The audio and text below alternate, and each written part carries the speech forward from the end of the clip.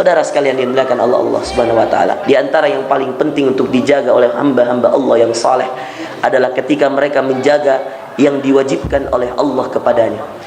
Kata Rasulullah sallallahu alaihi wasallam, tidaklah Allah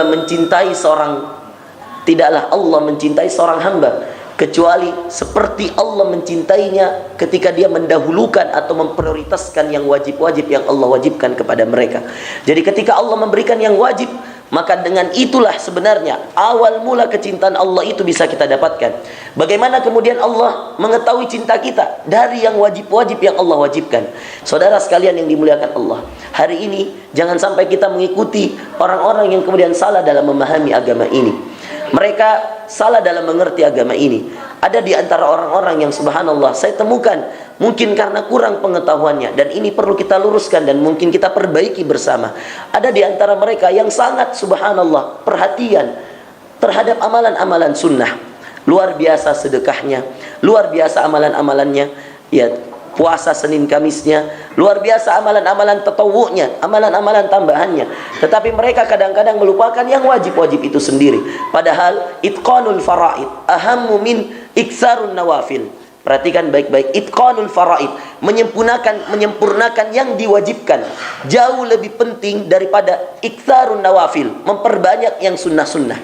Menyempurnakan yang wajib-wajib. Saudara sekalian, di antara menyempurnakan yang wajib, Allah wajibkan 5 saja. Syahadat itu sebagai syahadat kita, dan ini sudah kita miliki.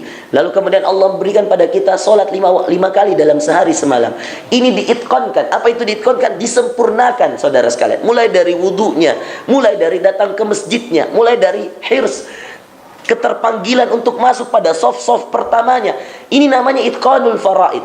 Di antara kita banyak yang mengurangi ini, dianggap ini tidak penting, padahal ini bagian terpenting. Salah seorang sahabat bahkan kemudian tidak pernah meninggalkan sholat 5 waktu 40 tahun lamanya, tidak pernah tertinggal takbiratul ihramnya imam. Bahkan di antara tabi'in ada yang mengatakan, saya tidak pernah tertinggal takbiratul ihramnya imam kecuali saya berada di belakangnya tepat, dan itu saya rutinkan 40 tahun. Saudara sekalian, tahukah Anda bahwa Rasulullah sallallahu alaihi wasallam mengatakan bahwa 40 hari 40 malam saja salat wajib kita terjaga, tidak tertinggal takbiratul ihramnya imam, yaitu ketika imam Allahu Akbar lalu kemudian kita juga Allahu Akbar, artinya kita tidak pernah masbuk, kita selalu berjamaah bersama imam 40 hari saja. Bayangkan saudara sekalian, 40 hari saja. Kata Rasulullah, bagi orang yang merutinkan itu 40 hari 40 malam, dibebaskan dari 2 hal. Satu, bara'atun minan nar wa bara'atun minan nifaq. Dibebaskan dari api neraka, dibebaskan dari sifat munafik. Kalau Anda sudah dibebaskan dari api neraka, dibebaskan dari sifat munafik, tidak ada tempat untuk Anda kecuali surga. Itu 40 hari. Bayangkan seorang tabi'in 40 tahun tidak pernah tertinggal takbiratul ihramnya imam. Saudara sekalian yang dimuliakan Allah, inilah yang dinamakan itqanul faraid. Datang tepat waktu, datang di awal waktu, berusaha tidak masbuk, berusaha soft pertama. Ini namanya itqanul faraid. Ini jauh lebih baik daripada iktsarun nawafil. Sangat-sangat disayangkan, hari ini banyak orang yang masya Allah duhanya tidak pernah ketinggalan, tetapi sholat fardunya selalu di akhir waktu. Sholat subuh menjelang duha, sholat duhur menjelang asar, sholat asar menjelang maghrib, yang paling parah sholat isya menjelang subuh. Ada saudara sekalian, dan ini yang membuat kita kadang-kadang miris. Kalau dikatakan sholat duhur, dia katakan nanti, masih ada waktu. Kalau dikatakan sholat asar, nanti. Dan ini banyak kita temukan apalagi di perkantoran-perkantoran. Maka wahai para direktur-direktur, wahai para bos-bos, wahai para orang-orang yang memiliki anggota-anggota, wahai para, apalagi yang ada di sini banyak ya. Iya, wahai para direktur, wahai para bos, wahai para pemimpin-pemimpin perusahaan, ketika ada azan, maka perintahkanlah seluruh anggotamu untuk sholat tepat waktu. Laki-laki arahkanlah untuk ke masjid. Demi Allah, perusahaanmu tidak akan bangkrut dengan tepat waktunya mereka ke masjid. Demi Allah, usaha-usahamu tidak akan pernah berkurang dengan tepat waktunya mereka ke masjid, atau tepat waktunya mereka melaksanakan sholat berjamaah. Dan inilah yang dinamakan itqanul faraid. Apalagi yang diwajibkan, ada zakat, ada puasa. Ada yang miris saudara sekalian, orang-orang rajin bersedekah, tetapi dia tidak pernah tahu bahwa dia memiliki kewajiban untuk zakat. Ada yang kemudian hasil uangnya dihasilkan dari pertanian, dia lupa bahwa dari pertanian itu ada zakatnya. Ada yang hasil uangnya dihasilkan dari peternakan, dia lupa bahwa ada dari peternakan itu ada zakatnya.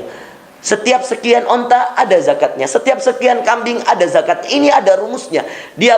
Dia subhanallah sibukkan dirinya dengan sedekah, sedekah, sedekah. Dia lupa yang diwajibkan, zakat. Dan ketika saya bertanya pada orang-orang, ketika kemudian saya datang ke daerah-daerah di kabupaten di Sulawesi Selatan, yang kemudian daerah itu adalah lumbung-lumbung pertanian. Saya datang ke Sidrap, lumbungnya padi. Saya datang ke Enrekang, banyak tanaman-tanaman di sana. Saya katakan pada mereka, tahukah Anda bahwa setiap pertanian yang Anda panen ini ada zakat di sana kalau dia mencapai nisab.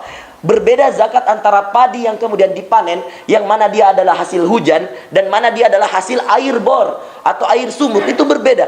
Ini yang kemudian bahkan mereka mengatakan, kami tidak tahu sama sekali Ustadz. Saya katakan subhanallah, bertahun-tahun Anda panen, bahkan panennya ratusan hektar tanah, ratusan hektar padi, lalu kemudian mereka tidak mengerti mana yang diwajibkan, padahal zakat ini sifatnya wajib.